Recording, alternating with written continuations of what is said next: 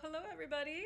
So, a list of the items needed today. Rubber cement, watercolors, paper, I would recommend watercolor paper, paintbrush, any size, any shape, you can have a variety if you'd like, and then a thin black marker. And a little bit of the visual of all that I'm using today, the different colors of watercolor. You're going to see a lot of different examples, but this is one that I use yellow in kind of ochres and browns with the watercolor. So first things first, we're going to drizzle the rubber cement all over the paper, and that's what gives you that kind of unique line. It's an abstract piece, which means there's no right or wrong here. So you can have your lines go in specific directions, you can circle them around the way I do, it's really up to you. But you let that dry completely, and then you're going to start adding the watercolor. Watercolor does not work without water, so please make sure you always have puddles of water on your color. And then just start kind of spreading it out. You can always blend, like I did the yellows with the ochres. I let that dry completely, and then I put on another layer of glue. Okay, once that second layer of glue dries, then I'm gonna go ahead and add another layer of paint. So there's a few layers. We're repeating the process at least 2 times. You could do it more than twice, but I've done it 2 times. Once everything is dry, this is the fun part.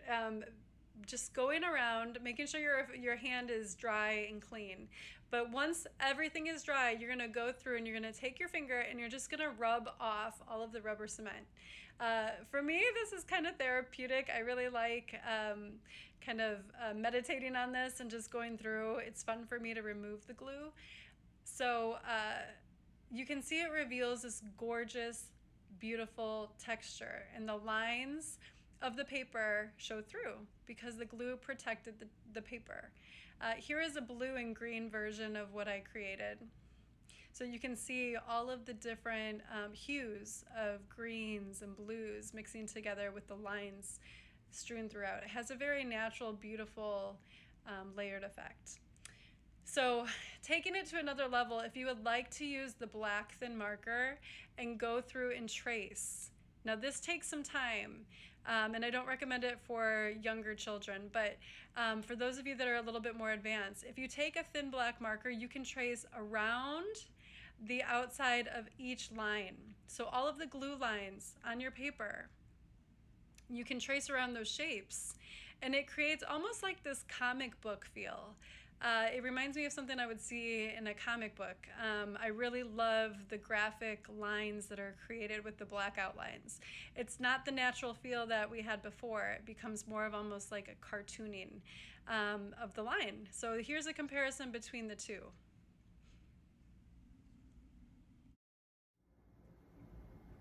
And I think that concludes it. I hope you guys had a really good time exploring rubber cement and watercolor. Rubber cement is one of my favorite mediums. I love to use it to protect the paper and protect areas so that I can create layers of value and color. So please express yourself with however you want to add the glue to your paper. Remember that this is abstract, so you can express with whatever kind of texture you want. Please message me or comment below if you have any questions. And hashtag Creative Thursdays or hashtag DIY Quarantine. That way I can find your artwork and just see what's been made. Please share so that other people can have this opportunity, and I hope to see you here next week.